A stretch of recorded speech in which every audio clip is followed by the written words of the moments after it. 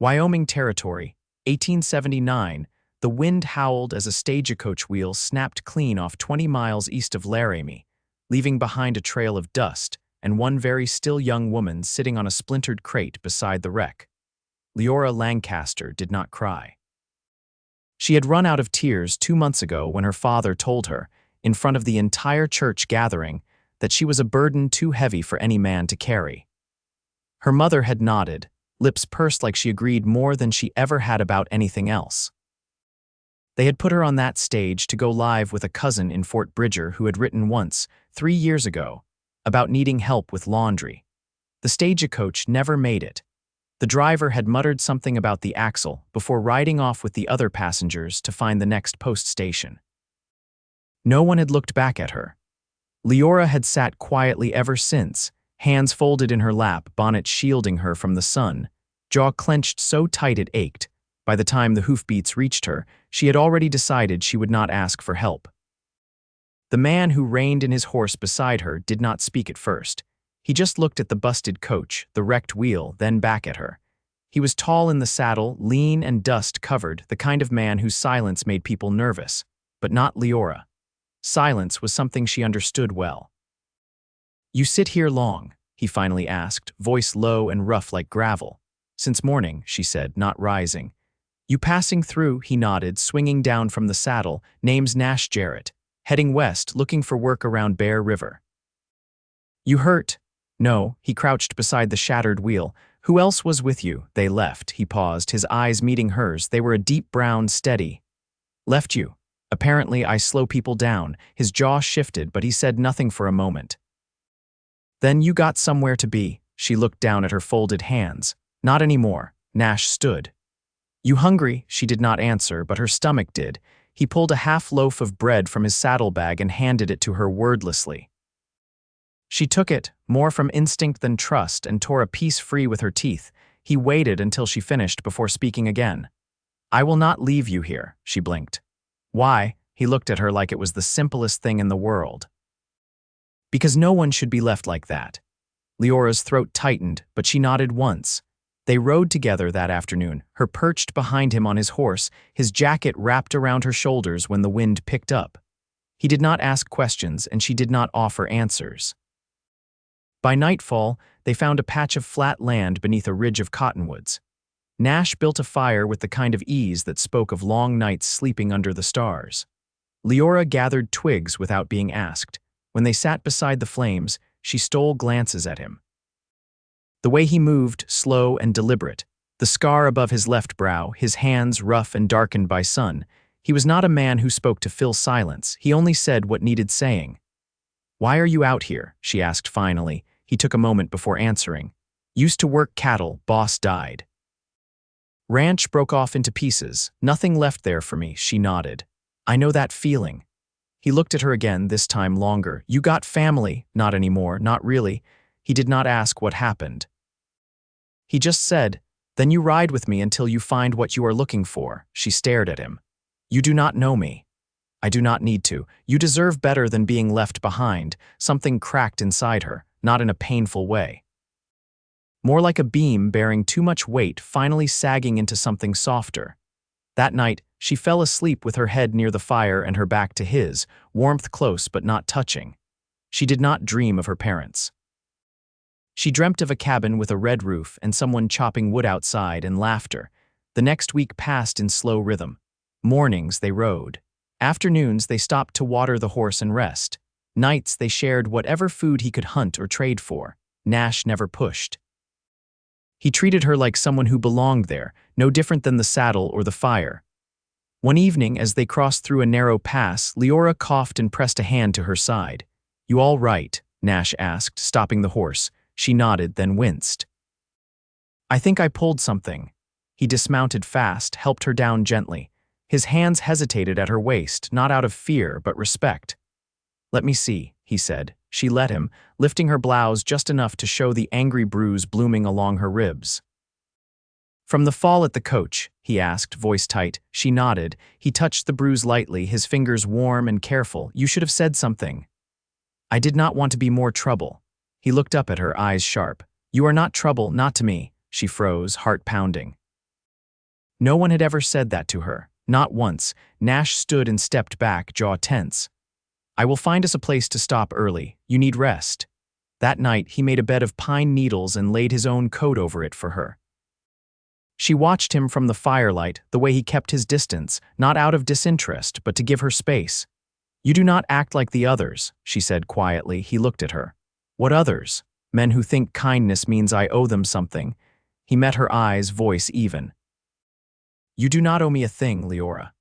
The way he said her name made her chest feel tight in a different way. For the first time in a long time, she wanted to believe someone. The next morning, she woke to the smell of coffee and the sound of birds. Nash was already up, packing their things neatly. Ribs feel any better? He asked without turning. Yes, she stood slowly. Thanks to you, he looked over his shoulder. You are stronger than you think. She walked over, stood beside him. You do not know me. I am starting to. They shared a glance. It lingered. That afternoon, as they passed an abandoned farmhouse, Nash slowed the horse. Let us stop here. You need more time to heal. The place was small but solid, one room, a stove, a water pump out back. Liora walked through the doorway, fingers brushing the door frame. It is quiet, she said. Peaceful, Nash agreed. They stayed. He repaired the roof. She cleaned the floors. He hunted. She cooked. The days passed with quiet purpose, and slowly something else settled between them. Not just comfort, not just trust. One afternoon, Liora stood by the pump, washing her hands. Nash walked up behind her, not too close. You still planning to go to Fort Bridger? He asked. She looked down at her hands. No, he nodded slowly. You thinking of staying here? She turned to face him. I could if I had a reason. His throat bobbed. I could be that reason. Silence stretched, warm and full. She stepped closer. You already are. He reached for her hand, and this time she did not pull away. They stood there, the sun dipping low, fingers laced together. Two people once left behind who had finally found something worth staying for. The first frost came early that year, silvering the grass outside the cabin and stiffening the boards underfoot by dawn. Liora stood at the threshold, arms folded tight across her chest, watching the breath rise from the horse's nostrils in the paddock Nash had fenced with his own hands. She wore a wool skirt he'd traded for in town, and though it scratched at her knees, it was warm. The hem brushed the tops of her boots, and she liked the way the weight of it grounded her. Behind her, the kettle hissed on the stove. Nash stirred his coffee without speaking, the scrape of his spoon quiet and even. Mornings had taken on a rhythm, the kind that didn't need words. Still, today felt different. The silence had a pause to it. You're not going out to the ridge, she asked, not turning. Not today. His voice came gently. Figured I'd mend the gate before the snow sets in. She glanced back. I can do that. He met her eyes over the rim of his cup. I know you can. She didn't press it. Instead, she stepped outside, boots crunching over the frost-bitten ground. The sun hadn't yet cleared the tree line and the air bit at her cheeks. The pump handle was stiff, but she worked it until water splashed into the tin pail. Her hands went numb before she finished, but she didn't stop until the pail was full. Nash met her at the door, took the pail from her without a word and set it near the stove. His hand brushed hers. She didn't pull away. I've been thinking about winter, she said, drying her fingers on a scrap of linen. Me too. We'll need more firewood. I counted 4 cords stacked behind the shed. Should hold. She nodded slowly. I could sew more blankets. He didn't answer right away. Then, you planning to stay through winter? She watched the flame flicker beneath the kettle. I don't see sense in going anywhere else. He set his cup down. I'd like you to. Liora looked up. Even if I can't cook meat without drying it out. Even if I leave my boots by the stove and they're never where you left them. I don't mind dry meat, he said, and I can step over boots. She smiled before she meant to. You sure? He stepped closer, not touching her, but close enough she could feel the warmth of him. I've lived years with no one but myself to talk to. I'd rather trip over your boots than walk into an empty room again. She didn't answer. She just leaned forward, laid her head against his chest, and listened to the steady beat of his heart through worn flannel. That night, she lit a lamp and sat near the stove, mending the sleeve of a shirt Nash had torn hauling stones from the creek. The needle pricked her thumb once, but she didn't flinch. She stitched slowly, carefully, and when she tied off the thread, she folded the shirt and set it on the table. Nash was outside, checking the latch on the shed door. She watched him through the window, tall and sure, shoulders broad beneath his coat. He moved like someone who knew the land, who didn't need to speak to be understood. She didn't know what he'd lost before they met, but she felt it in the quiet way he looked at the sky before supper, or how his eyes followed the flames longer than the fire needed tending. When he came back in, snowflakes clung to his collar. He shook them off and shut the door behind him. "You ever miss it?" she asked. "Miss what? Wherever you were before." He stood still a moment, then hung up his coat. "Not the place, just some of the folks." "You lose someone?" He nodded once. "You?" She didn't answer with words, just looked at him long enough that he understood. That night, they didn't say much. But when he reached for her hand before bed, she let him hold it. Morning brought thin snow, just enough to line the porch rail and whisper against the window panes. Liora pulled the quilt tighter around her shoulders and lit the stove while Nash chopped kindling outside. The days shortened.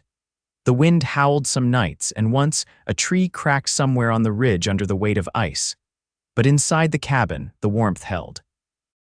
They read by lamplight an old book of poems he'd had stuffed in his pack, the edges brittle. She read aloud sometimes. He listened, head tipped back in his chair, eyes closed. "I'm not used to being listened to," she said one night. "You ought to be." She folded the book in her lap. "I didn't think I had anything worth saying. You do." The next day, they rode into Laramie. It was her first time back near town since the coach wreck. She kept her shoulders straight, chin high. Nash walked beside her through the trading post, his hand steady at her back when the wind kicked up. In the mercantile, she picked out a spool of blue thread and a tin of salt. He handed the clerk a few coins without comment. "You don't have to do that," she said outside. "I know, I want to."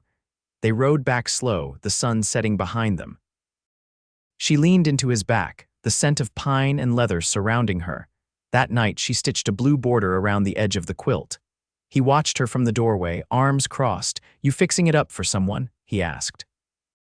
"I figured it might be ours now." He crossed the room, knelt beside her. "Then I reckon I should help." She handed him the needle. He pricked his finger twice before he got the stitch right, but he didn't give up, neither did she. The snow deepened across the hills, covering the dry grass in soft, undisturbed quilts that muffled every sound but the wind. Inside the cabin, the windows fogged with the breath of the stove, and the smell of simmering beans filled the space. Liora stood near the table, sorting dried herbs into small muslin pouches. Her hands moved steadily, fingers stained faintly green from the sage. "You always know what's what," Nash said from the doorway, brushing melted snow from his hat.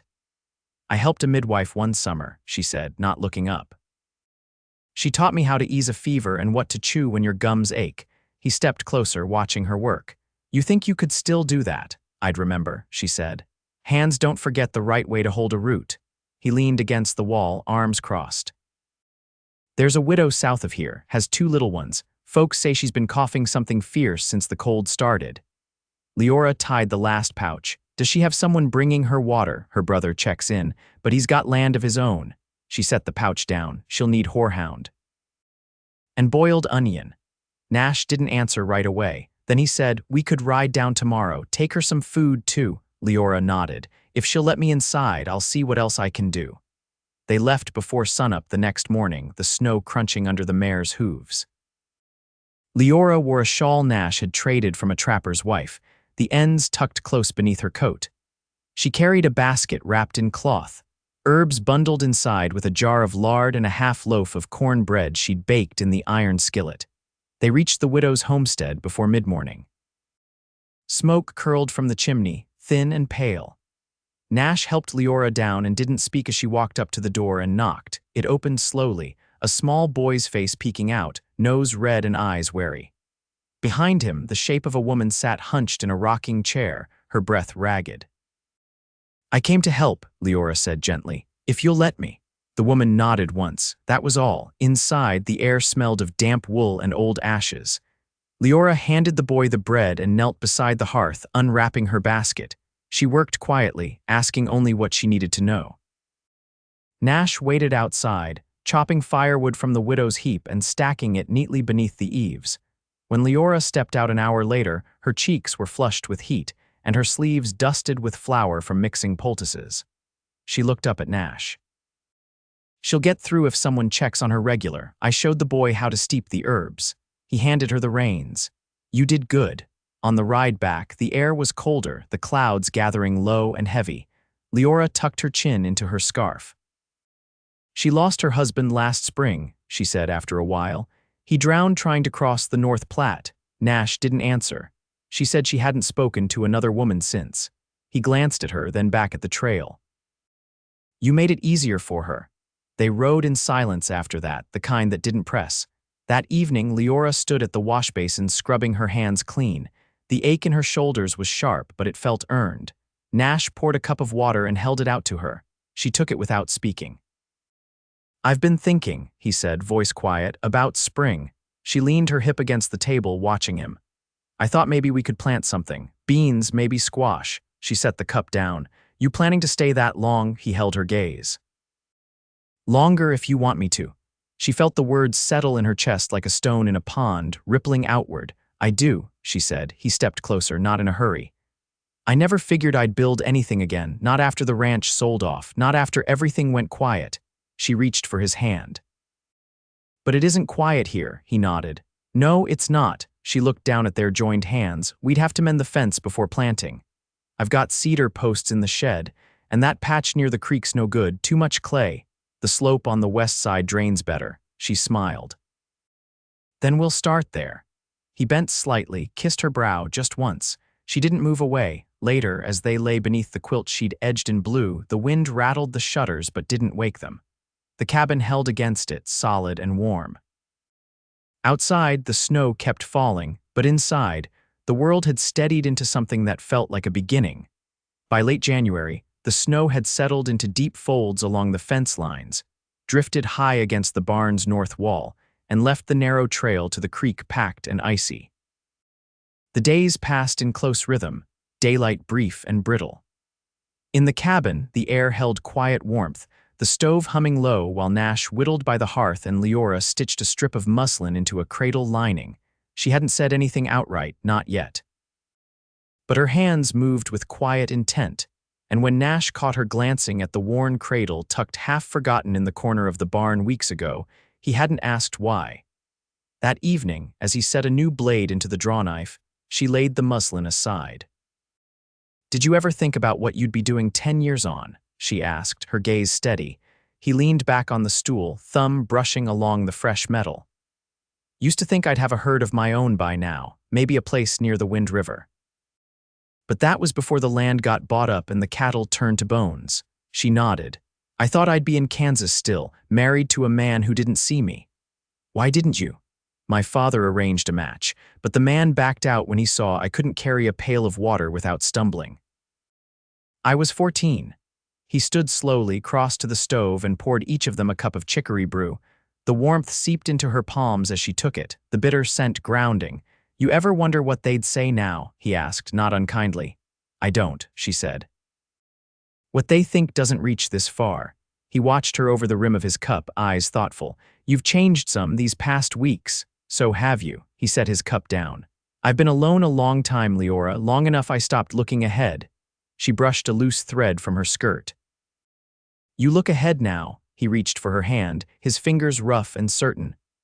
I think about planting rows straight enough to walk between with a child in my arms. Her breath caught, but she didn't shy from his words. I'd like that, she said. That night, she lay awake beside him, her hand resting lightly over her belly. She hadn't told him yet, not with words. But her body had begun to shift in ways she knew well from the women she'd tended in summers past the quiet nausea at dawn, the way her laces didn't tie quite the same. She would tell him soon. The next morning, the wind blew hard from the west, shaking loose the brittle branches along the ridge. Nash stepped out early to check the roofline, making sure the shingles held. Liora swept the cabin floor, stopping only when she felt a sharp pull low in her belly. Not pain, something else. A deep, anchoring sensation. By the time Nash came back in, she was seated at the table, her face pale but calm. I have something to say, she murmured. He knelt beside her, concern flickering across his features. You all right? She took his hand and pressed it over her middle. We're not alone anymore. He didn't speak at first, just stared at her, his palm steady against her dress. Then his throat worked and he said, "I'll make the cradle strong." She nodded, her eyes stinging. "I know you will." That week, he cleared the far corner of the cabin, moved the washbasin closer to the stove, and sanded the old cradle until it gleamed like new pine. Liora stitched a quilt small enough for a child's legs, each square made from scraps of their life: his flannel sleeve, the hem of her first scarf, the muslin from the day she visited the widow. One evening, as sleet tapped against the window panes, she found Nash sitting with a ledger open on his knees. "What's that?" she asked, carrying 2 bowls of stew to the table. "Figuring what we'll need come spring," he said. "Seed 2 more hens if we can barter for them, and a kettle big enough for washing." She sat beside him.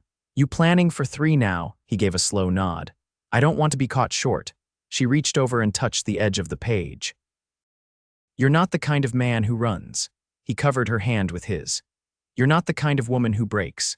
Outside, the wind howled on, but the cabin stood firm. And inside, a life was being built not just of wood and wool and fire, but of quiet promises made beneath the hush of snowfall. Liora stood at the edge of the west field with her palms pressed to the small of her back, the wind tugging at her shawl. The last of the snow had melted into long, narrow puddles between the rows Nash had turned up the week before. The soil was dark and damp beneath her boots, full of promise and work yet to be done. She squinted toward the line of cottonwoods where the ridge dropped into the creek bend. Nash was down there, coaxing a stubborn post into the earth, sleeves rolled and jaw set. She didn't call out. Instead, she walked slow back toward the cabin, one hand resting low over the swell beneath her apron. The child hadn't kicked yet, but she could feel its presence, not in motion, but in weight and heat, and the way her breath caught a little sooner than it used to. Inside, she set water to boil and reached for the jar of dried rose hips she'd foraged from the bluff in late autumn, careful not to spill any across the table. She crushed a few with the back of a spoon and dropped them into the kettle.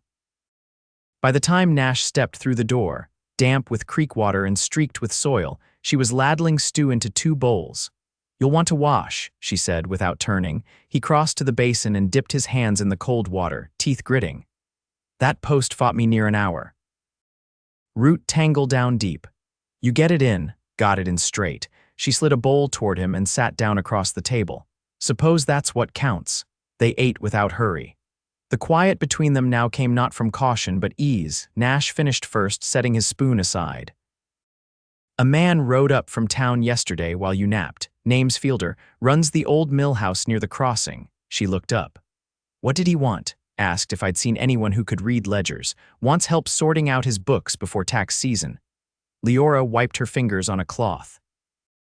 "You told him I could." "I told him you'd think it over." He paused. "Didn't want to offer you out without asking." "I'd like to," she said, "if the ride's not too hard. And if he don't mind waiting between visits." He said he didn't care if it took a month, long as the numbers make sense in the end. She nodded. "Then I'll go." That night, she lit a stub of beeswax they'd saved from the trapper's trade and bent over the cradle, checking the seam along one leg. Nash stood nearby, trimming a length of rope he'd cut for hauling firewood. "You ever think about names?" he asked. She didn't look up. "A few," he waited. "If it's a girl," she said, "I want to call her Miriam, after the woman who taught me how to make poultices. She had hands like river stone. Could press fever right out of a child's skin. And if it's a boy," she glanced at him. "You pick." He hesitated, then said, "Elias, my grandfather's name. He built his house with 1 axe and a wheelbarrow." She smiled.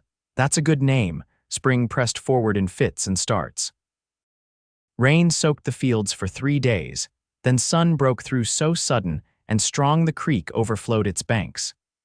Liora rode to the mill house twice each week, wrapped in wool and steady in the saddle, her back straight despite the growing curve of her belly. Fielder paid her in flour and a sack of barley, and once a length of cotton striped in blue and white. She used the cloth to sew shirts for Nash. One afternoon in late May, she came back to the cabin to find him on the roof, hammering down a sheet of split cedar. She stepped off the horse and called up, "You planning to finish before supper?" He looked down, squinting against the sun. "I was hoping to finish before the baby comes. You've got a few weeks left. Still feels like no time at all." She watched him for a moment, then said, "You've done more than I ever expected from anyone." He climbed down the ladder and stood beside her, wiping sweat from his brow with the back of his wrist. "You never asked for anything. I didn't know what I had a right to ask. You've got the right to all of it now." In early June, the child came in the quiet dark, just after midnight, while the wind rustled soft through the cottonwoods and the stars hung low and clear. Liora gripped Nash's hand without crying out, her breath drawn in long, slow pulls. He knelt beside her, his hand braced against her back, whispering the same steady words over and over, voice rough with wonder. When the child let out its first cry, it was strong and sharp and full of life. "A girl," Liora whispered, tears finally slipping free. "She's a Miriam." Nash held the child close to his chest while Liora rested, her face pale but glowing under the flickering lamplight. He didn't speak. Just rocked her gently, one hand cradling the back of her head, the other steady at her spine. The days that followed passed in soft rhythms. Liora moved slow, her body healing in the warmth of the sunlit cabin, while Nash did the tending without being asked. He brought water from the creek, swept the floors, and carried the child in the cradle sling he'd fashioned from one of her old shawls. Miriam slept tucked against his chest more often than not. One evening, as dusk settled across the field, Liora stood on the porch with the baby nestled in her arms, watching Nash finish planting the last row of beans. He walked back toward her, boots caked in mud and eyes bright. "She's got your eyes," he said. "She's got your steadiness," she answered. He stepped up beside her and wrapped one arm around her waist. "I never thought I'd have this. I didn't even know I wanted it," she said. "Not until you gave it to me." They stood there a long time, the sun dipping low behind the trees, the scent of fresh earth and wild sage rising on the breeze. Inside, the fire waited, the cradle swung gently, and the walls held fast.